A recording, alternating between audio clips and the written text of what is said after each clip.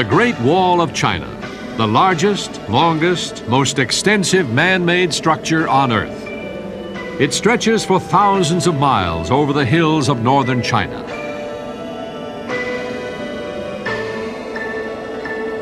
It was built over 2,000 years ago to keep out foreign invaders and to preserve a unique civilization that reaches back to the dawn of recorded history.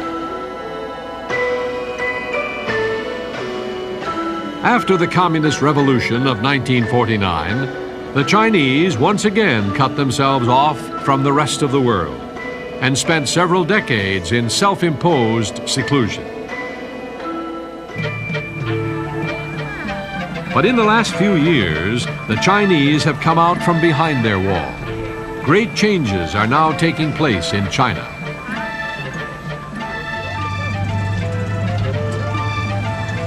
Today, under the leadership of Deng Xiaoping, China is welcoming tourism, inviting foreign investment, and encouraging its people to engage in a certain amount of free enterprise.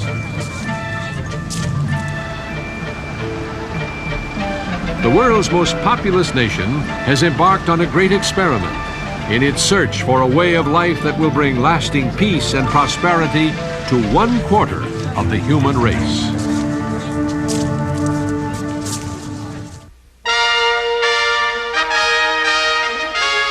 The World Tomorrow.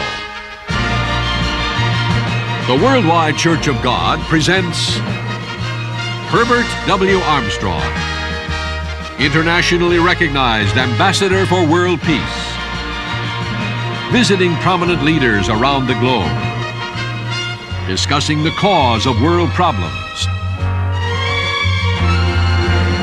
and proclaiming the good news of the world tomorrow.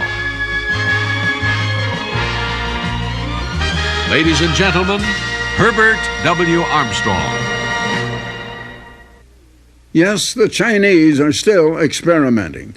Recently, I was invited by the Chinese government for a second visit, for a meeting with the supreme head of the Chinese government, Deng Xiaoping, in Beijing.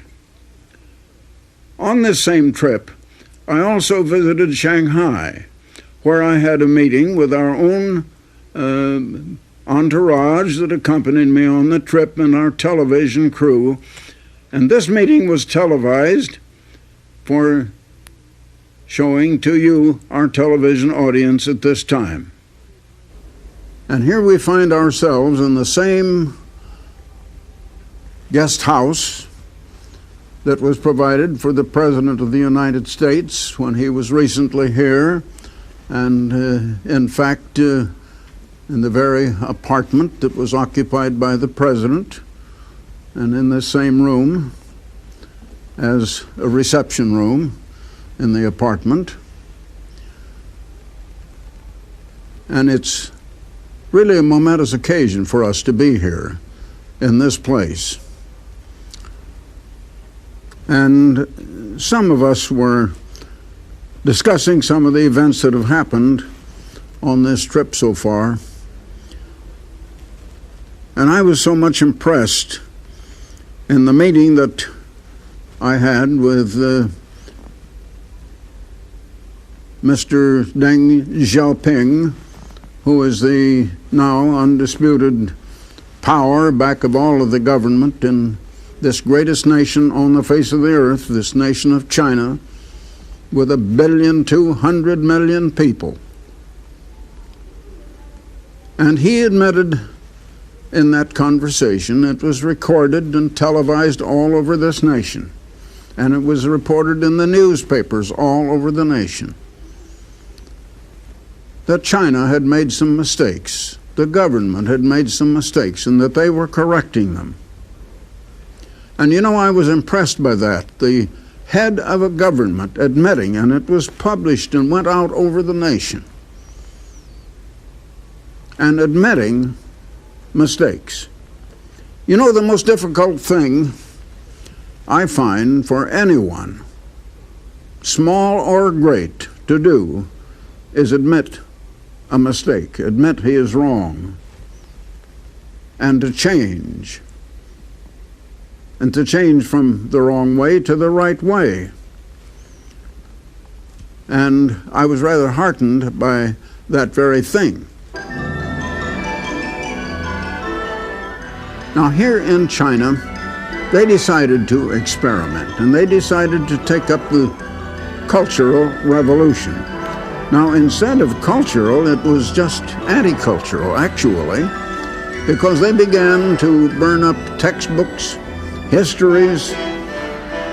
They began to discourage every kind of music and art and artistic things in life. Discourage everything of that sort.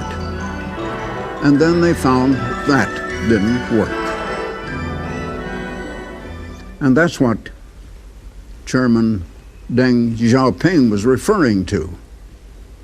And under his guidance now, they're coming out of that, and they're trying to westernize to some extent and bring a little more production and a little more progress into China, but without bringing some of the evils that we have in the Western world in here, which I hope they will avoid those evils. But here they are experimenting. But that shows something. Why do governments make mistakes? Why are so many mistakes made in the world? And why is it we're living in a world of such awesome progress in this 20th century? And yet such appalling evils. I've mentioned that again and again and again on our television program. Why such a paradox? The same minds that can find a way to fly men to the moon and back, that can invent the computers, the technological things and scientific things that we have today, and those same minds cannot solve their own personal problems within their own homes. And the problems collectively in any nation are greater than the head of any nation can solve. Why? Why are they experimenting? Why this paradox? Why all the evils along with such marvelous progress? And I give you the answer in 2 words: human nature. But where did human nature come from? Where did human nature come from? You know, I think a lot of people seem to assume that we're born with it. We were not born with human nature. Believe it or not, none of us was born with human nature. The first man was created without human nature. He didn't have the divine nature either.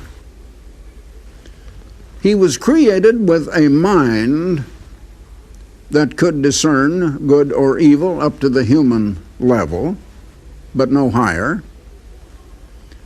But before him were the 2 trees that were actually amounted to a choice of a way of life.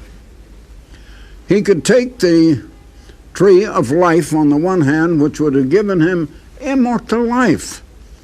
He would have been begotten as a very child of God. And into him then would have come the very mind of God. But that would have meant he would have become God's child, and he would have become dependent on God.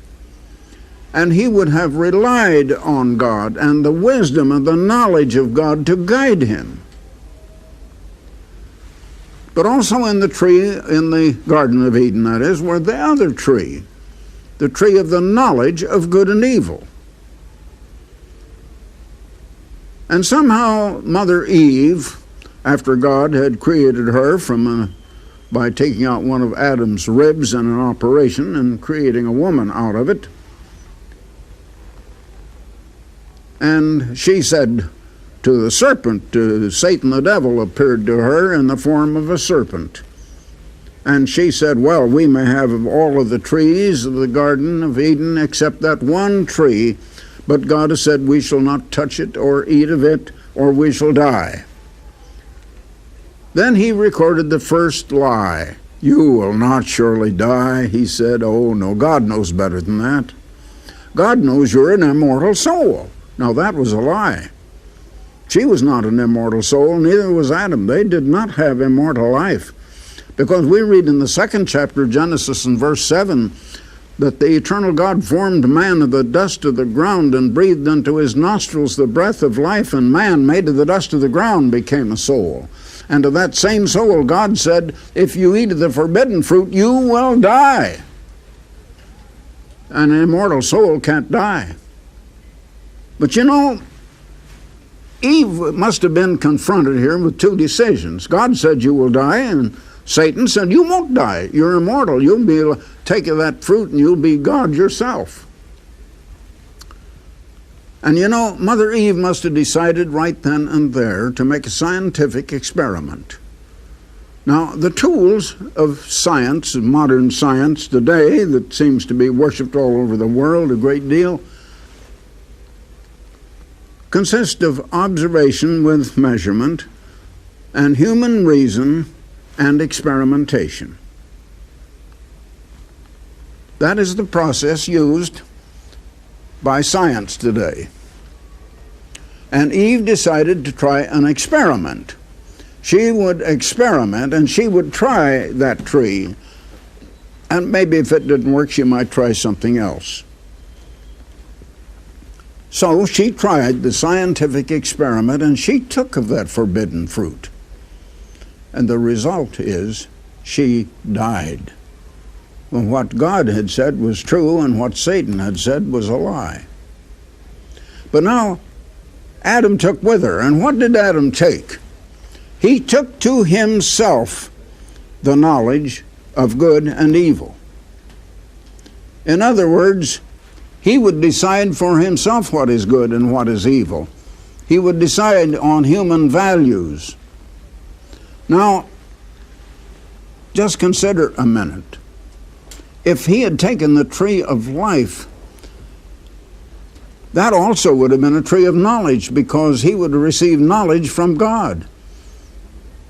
It is like we read in the New Testament in the Bible, the Apostle Paul wrote, "Let this mind be in you which was in Christ Jesus," and that is the same mind as God. And he would have had the mind of God within him. But he would have had reliance on God. He would have been dependent on God, and the wisdom of God would have guided him without experimentation into the right way. Now, there are just two broad ways of life, broad philosophies of life. And I said this before a group in Beijing the other evening. One is the way of outflowing love, or I call it the way of give, of cooperation, of sharing, of serving, of helping, of concern and consideration for the good of others, the welfare of others, of being concerned for their happiness too, as well as your own.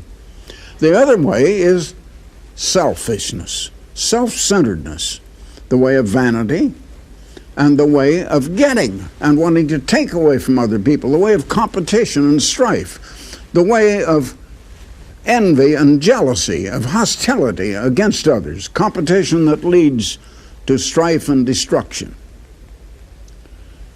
That is the way that Adam took. But if he had taken the tree of life, the very mind of God would have come into him, and God would have instructed him in right knowledge and the right way of life. And it would have been a way of life in which he would have relied on God. If we rely only on ourselves, we get into trouble. Look at the world. Look at the trouble in the world. Half of the world is illiterate and uneducated. Half is poverty-stricken, living in filth and squalor. Children are dying in some countries every day around this world by starvation. Many die before they're a year old. And there's so much helplessness and so much degradation. And even in the affluent countries, the developed countries, We have material things. They have their automobiles, their nice homes and everything. They have luxurious physical material things. But the young people are taking up with drugs and illicit sex and excessive alcohol and everything that is ruining bodies and minds, destroying human minds and human bodies. Since man decided to take that course and rely on himself, not rely on God. That's the whole thing. Remember now that all humanity has been a matter of each relying on himself or humans relying on humans. They do not rely on God. In the Western world, where people know more about God than they may in the Orient, you mention God in the average society today and people are embarrassed. They want to change the subject very quick. God is not part of their lives. They don't want to hear about God. They don't want to think about God. Man without God is all mixed up. He cannot solve his problems. He can think of material things. He can get along with matter. But when it comes to getting along with other minds, that's where the trouble comes. One mind does not get along with other minds, and so we have troubles in the world. And that is the source and the foundation of all of our troubles in this world. That's why the Apostle Paul wrote, "Let this mind be in you which was in Christ Jesus." But Adam rejected that mind. He rejected the mind of God. He rejected reliance on God. Said he would rely on himself, and mankind has been doing that ever since. Nations have trouble, individuals have troubles. They can't solve their troubles or their evils. So God closed up the tree of life, and he closed it until the second Adam, Jesus Christ, would come. And he is coming again. He said, if I go, I will come again. When he comes again, he is coming as the Lord of lords and the King of kings, and he's going to rule over every nation. And God said then, he said it, that it is appointed for men once to die, and after this the judgment. And Jesus came, and all judgment has been given over to Jesus, and he is coming again, and he's going to rule all nations. And then the great white throne judgment will come 1,000 years later. And all who ever lived are going to be resurrected and come back to life. And then they're going to see the mistakes they made. People will experiment and experiment, but they still want to do it themselves. They want God to keep his nose out of their affairs. And so God does. God isn't going to force himself on anyone. In fact, God has shut the world off. And the world is still shut off. The tree of life was opened when Christ said, I will build my church, opened only to those that God the Father began to draw and that Christ chose and that began to come into the church. But Jesus said, no man can come to me except the Father who sent me draws him. Jesus said to his own disciples, you have not chosen me. You didn't volunteer. You didn't decide you just wanted to come follow me. I chose you. Peter and Andrew, you wanted to be fishermen. You didn't want to follow me. I decided I wanted you to follow me, and I found you out there in a boat fishing. I said, come here. I want you to follow me. And you forsook everything and came and followed me. Now the door to God and the tree of life is still closed to the world. But it won't be closed long. God allocated 6,000 years for mankind to experiment, relying on himself and not relying on God.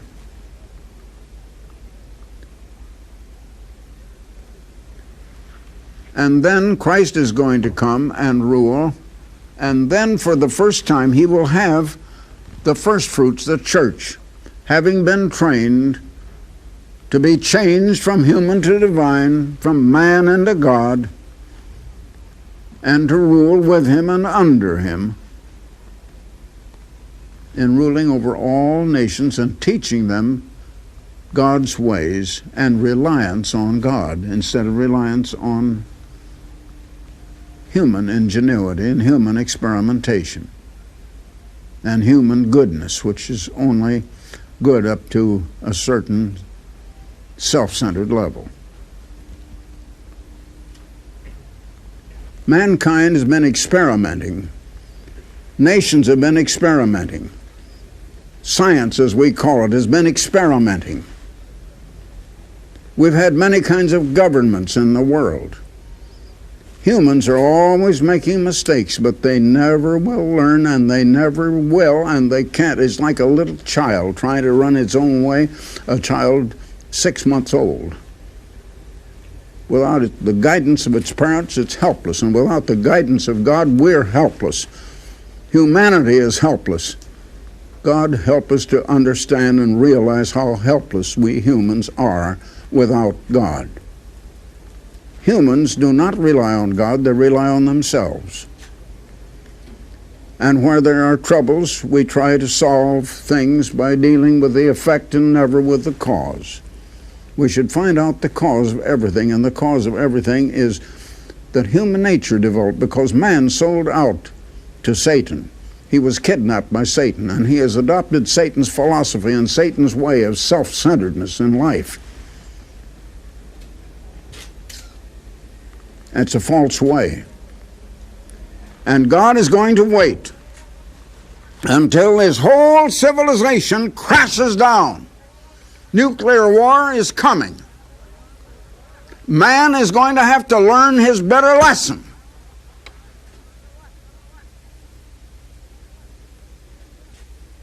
Millions upon millions are going to die in the great tribulation that is just ahead of us, some little distance now, very little distance. And God is not going to force himself on us. God is not going to intervene until we find we're so helpless that we have to call on God. And when we begin to realize that we must rely on God and not on ourselves, then perhaps we can begin to have the mind of God, receive the Spirit of God, turn to God's way, away from the ways we've been living, and we'll come to have eternal life forever.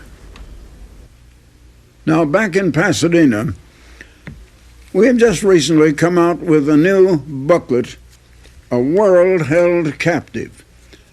This booklet explains one of the things I've just been talking about on this program: why humanity cannot solve its own problems, why humans are continually experimenting and still they cannot solve their problems. Half of the world is illiterate. Half of the world is in abject poverty, living in filth and squalor. The other half of the world is affluent. We have modern conveniences. This half of the world has made marvelous progress, especially in this 20th century. We send men to the moon and back.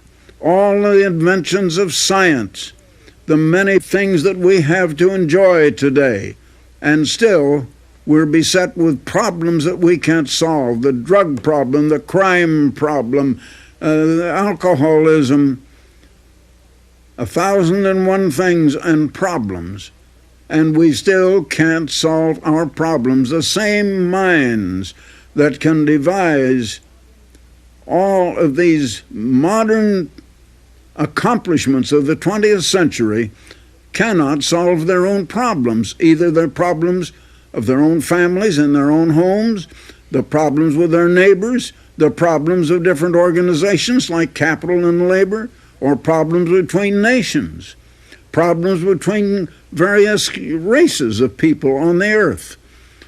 We have nothing but problems.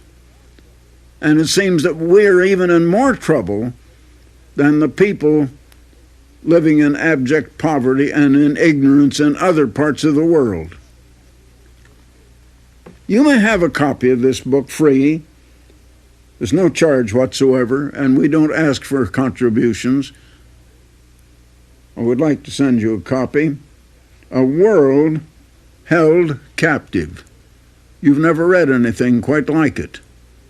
And it will give you an understanding of the very problems that I discussed with Deng Xiaoping in China, that I've discussed with leaders and heads of governments in many nations over the world. Now, at the same time, if you're not already a subscriber, as many millions of you are, I'd like to send you a year's subscription to the most wonderful magazine, if I may use that expression, on the earth today, and one of the largest in circulation. The Plain Truth, a magazine of understanding. It is a news magazine. It discusses world news, what is happening in the world. It explains what is happening and gives you the meaning behind the news, and it looks into the future, what is going to happen, where is today's world news leading, what lies just ahead for us, and what are the problems facing the families, family problems, individual problems, problems of every kind in dealing with other people. A human interest magazine, a world news magazine, and yet it has larger circulation than any news magazine published in the United States. The Plain Truth. There's no subscription price. Circulation is now close to 8 million copies monthly. You may have a subscription just by going to the telephone or by sending your request to me, Herbert W. Armstrong, at Pasadena, California. Herbert W. Armstrong, Pasadena, California. The zip code is 91123. Or go to the telephone and make a toll-free call. There's no charge for this either. It's toll-free. And you call 1-800-423-4444. Call right now. There are hundreds of people waiting to take the various calls that are flooding our lines. Dial 1-800-423-4444. So until next time, Herbert W. Armstrong, goodbye, friends. For the free literature offered on this program, write Herbert W. Armstrong, Pasadena, California, 91123.